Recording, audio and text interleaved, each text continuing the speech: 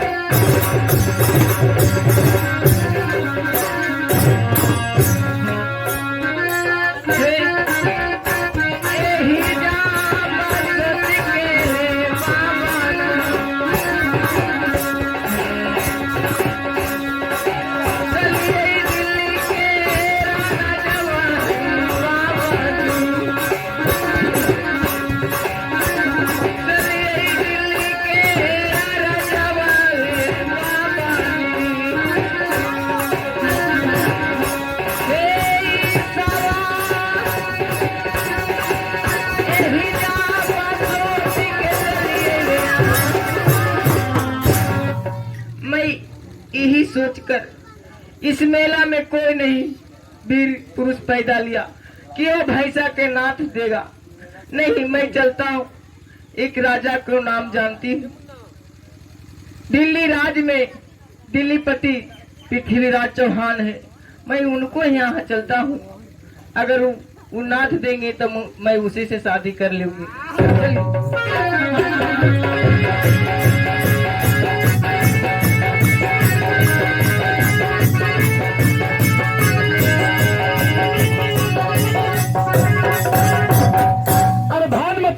से दिल्ली राज का रास्ता धर लिया है, भैंसा लेकर जा रही है।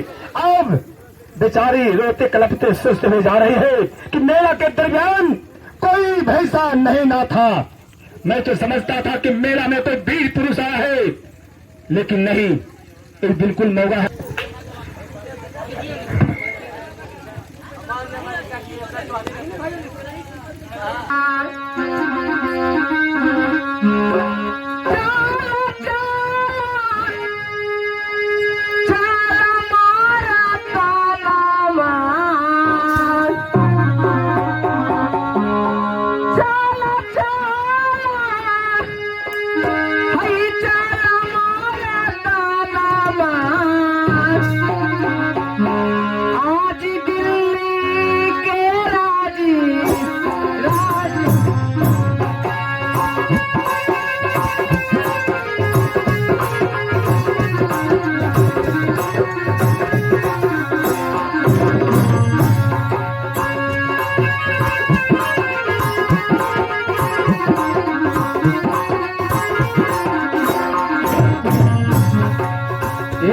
चला चला चलना,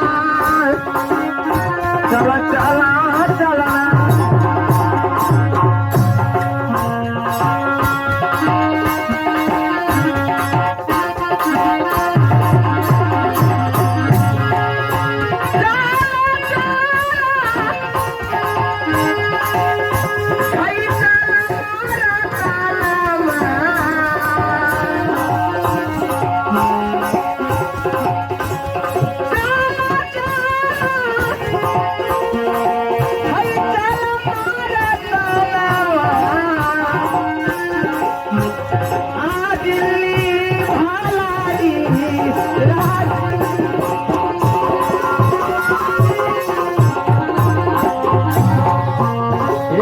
रहिया सहाइया,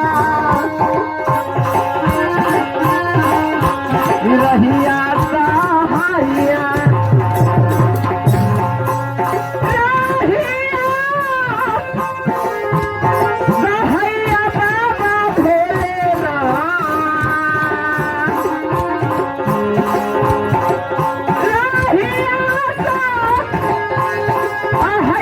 बाबा भोलेनाथ, आज आधू के राजी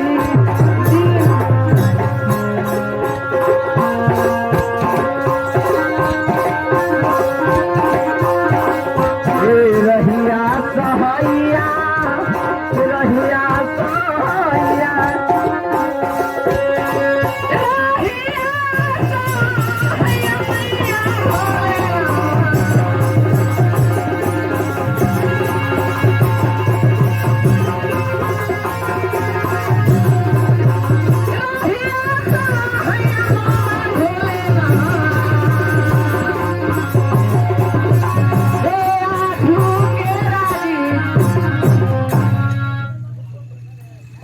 ये कौन राज है? हल्ला कोची के है भाई?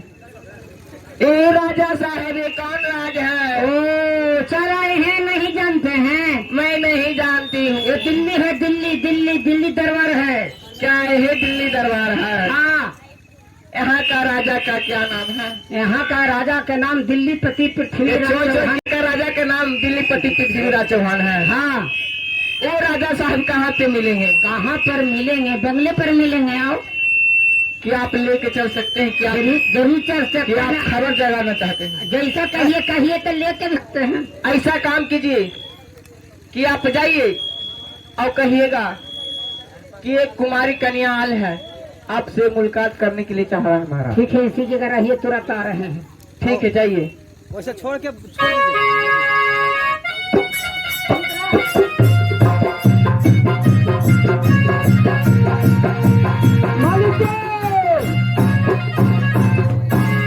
मालिक जी, इन्हें उठवाता ना, एगो बात कहियो। ओहो, सुना ना, बोलो कि दिल्ली दरबार में तो निमन निमन वीर बालक कोची कोची सब अबे करते आते रहता है। बोलो, आज एगो लड़की लड़की आई है। हाँ। क्या कहती है वो? कल की हम राजा साहब से मिलेला चाहिए। अब भीतरों का बात का हो जे तो राम जाने। तो वहाँ जगह मिलना पड़ेगा। आज किसको लेकर यहाँ पे आएगा? ना, चल वो मिले। ठीक है, चलो। ऊपर का बात लेके लिए भीतरे वाला कौन? चलो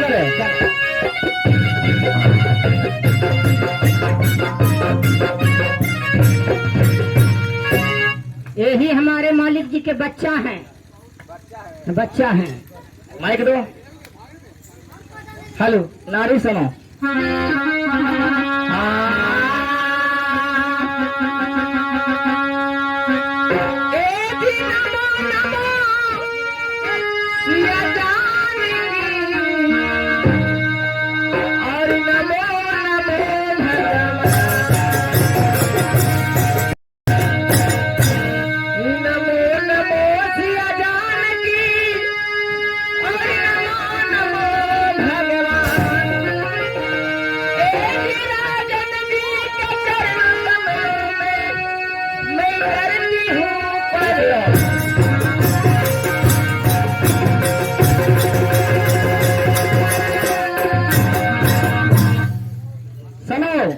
नारी, मैं तुमसे एक सवाल करने के लिए चाहता हूँ। क्या राजा? चलो।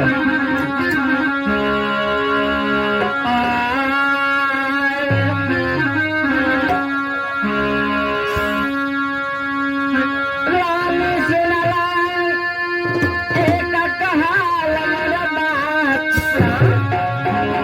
अब क्या तो जरूरी रानी पड़ गया है दिल राज से।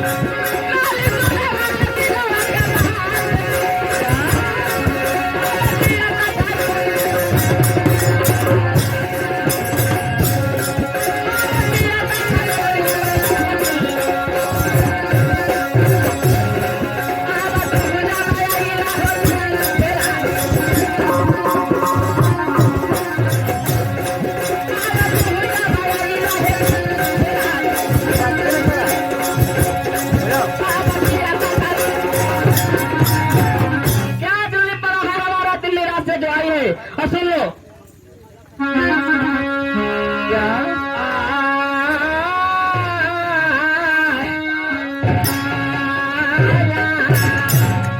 क्या बात है? आव कवन लगा लिया रानी, क्या? अब हर तन लगैया, आव किया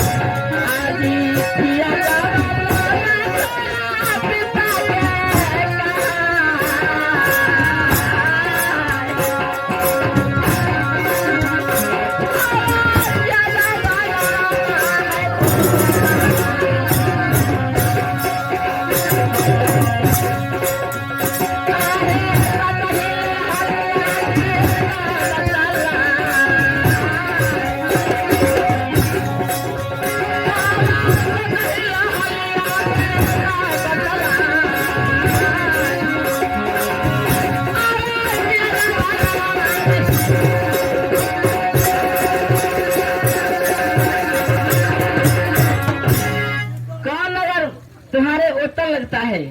क्या तुम्हारा पिताजी का नाम, क्या तुम्हारा तन का नाम है, और किस कारण इस राज में पधारी हो? बात क्या है, मैं जानना चाहता हूँ। क्या आप पर्ची पूछनी चाहते हैं? आप पूछ रहा हूँ, सुनिए।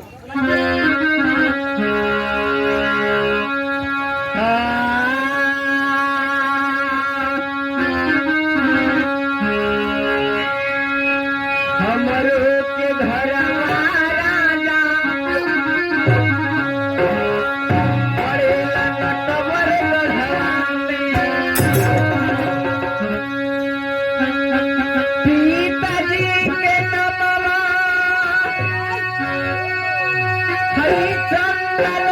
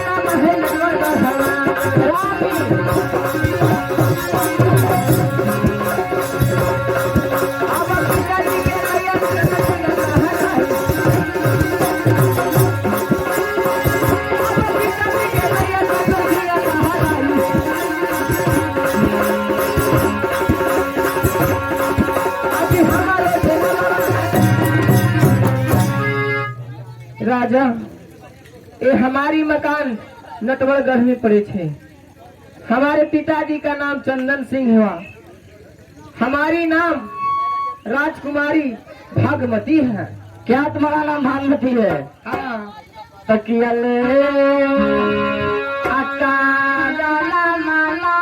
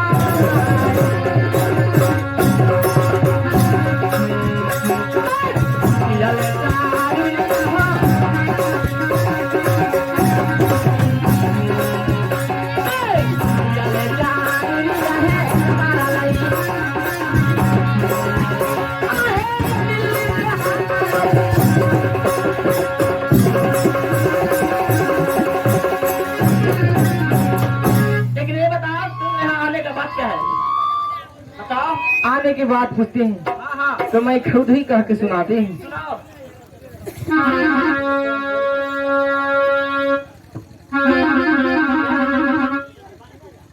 हेलो, आइए दिग्विजय बिहार विदेशिया नाटक पार्टी मस्ताना श्री बखोई राय जी का छोटे सपुत्र मुन्ना म्यूजिक प्रोग्राम जो यूट्यूब चला रहे हैं, और उसके कले पर मेरे कले पर खुश होकर एक सभी कलाकार को एक अच्छा इनाम दिए हैं।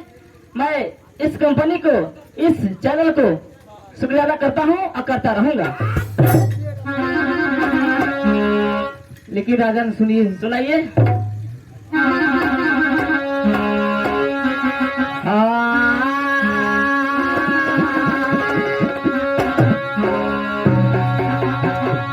बहारी जब मिला महाराजा लगल हाल सी बरातरी के, ओ करम ऐलाना राजा कर देली हमा, ओ करम ऐलाना अच्छा बोलो। आई राजन कर देली हमार, अब हारी जाओ बगला बजी लगन।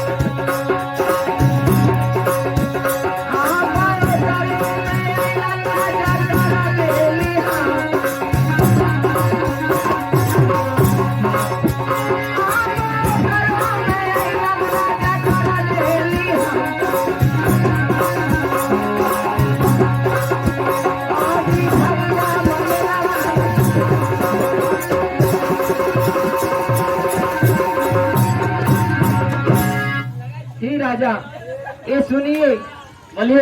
भारी शिवरात्रि मेला लगा था, उसमें मैं ऐलान कर दी हूँ, जो सुनिए। क्या?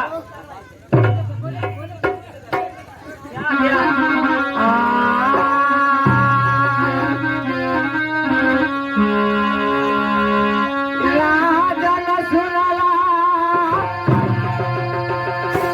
हई हमारी दिल के बहन, जो कोई ना था देता आज मनियार भैंसा के। ऐसा बात है। ओ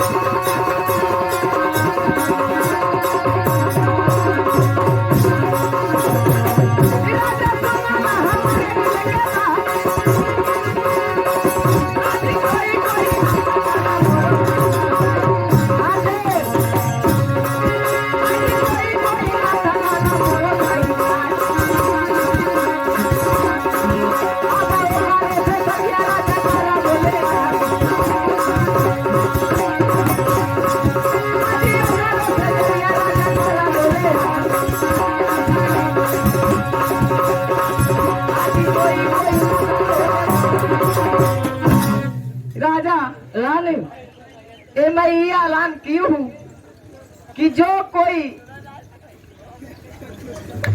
ए मनियर भैंसा के नाथ देगा वो हमसे शादी करेगा। क्या लेकिन मेला में कोई नहीं, मेला में कौन नहीं ना था? कोई तुम्हारे मन में भैया का कोई नहीं ना था? कोई वीर पुरुष नहीं पैदा लिया। ऐसा बोलने का नहीं है। चलो भैया का नाम रखता हूँ।